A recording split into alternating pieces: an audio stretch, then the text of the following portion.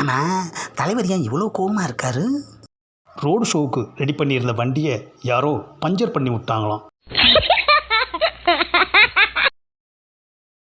தலைவர் இனிமேல் ரோடு ஷோவே போக மாட்டேன்னு அடித்து சொல்லிட்டாரு. ஏன் என்னாச்சு? ரோடெல்லாம் ஒரே குண்டும் குழியுமாக இருக்கான். அதனால் அவருக்கு பயங்கர முதுகுவலி வந்துருச்சான். என்னது, தலைவர் டிக்கெட்டை கையில் வச்சுட்டு எல்லாருக்கும் கொடுத்துக்கிட்டே இருக்காரு. தலைவர் ரோடு ஷோவை கேன்சல் பண்ணிட்டாராம். அதனால் தியேட்டர் ஷோ ஏற்பாடு பண்ணியிருக்காரு. அதுக்காக தான் எல்லாத்துக்கும் டிக்கெட் கொடுத்துட்ருக்காரு. ஆஹா, என்னது, ரோடு ஷோவுக்கு தலைவர் கூட யாருமே போகலையா? ஆமாம். ஏன்பா? ரோடு ஷோவை திடீர்னு வாக்கிங் ஷோவாக மாற்றிட்டார். அதுதான்.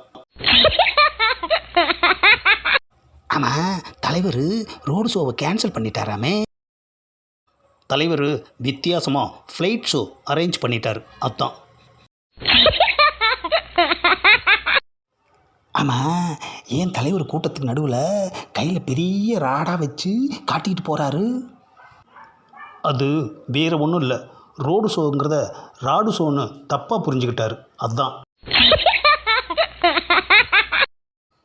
தலைவர்கிட்ட ரோடு ஷோவுக்கு போகாதீங்கன்னு சொன்னேன், கேட்டாரா?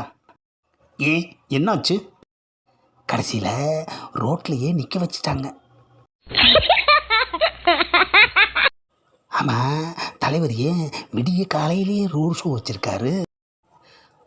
வாக்கிங் போகிறவங்களையும் சேர்த்துக்கிறதுக்காகத்தான்.